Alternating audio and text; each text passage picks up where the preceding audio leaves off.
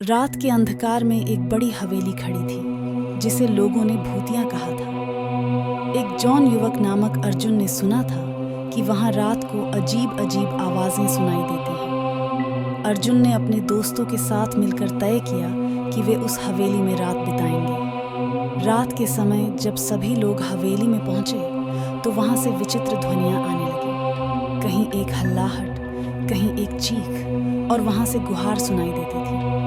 अर्जुन और उसके दोस्त डर से कांपते हुए हवेली के अंदर बढ़े। अचानक एक बड़ी पुरानी तस्वीर ने उनका ध्यान आकर्षित किया, जिसमें एक हंसती हुई औरत दिखाई दे रही थी। तस्वीर के पास पहुंचते ही उन्हें वहां से गुहार की आवाज सुनाई दी। तुम्हें बहुत खुश देखकर मुझे खुशी हुई। अर्जुन और उसके दोस्त चौंके रह गए, क्योंकि वे अकेले थे और उन्हें आवाज सुनाई दे रही औरत दिखाई नहीं दे रही थी। तभी एक बूंद सर्दी से भरी हवा उनके पीछे से गुजरी, जिसके साथ उसी औरत की हंसी सुनाई दी। अर्जुन की बातचीत वहां से आने वाली आवाज से थम गई, लेकिन वहां कुछ नजर नहीं आ रहा था। धीरे धीरे वे हवेली के कमरे की ओर बढ़ते गए और वहां एक अजीब सी कुर्सी पर बैठी हुई औरत उन्हें दिखाई दी। वह औरत बोली, मैं एक समय की राजकुमारी थी जो इस हवेली में रहती थी। मेरा प्यारा सा कांच का प्याला गिरा और मैंने अपनी जिंदगी खो दी।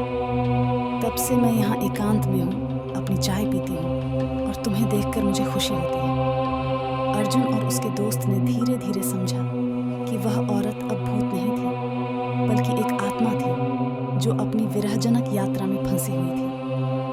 वे उस आत्मा की कहानी सुनते हुए हैरान रह गए कि कैसे उसका प्यारा सा कांच का प्याला गिरा और उसकी जिंदगी का सफर रुक गया।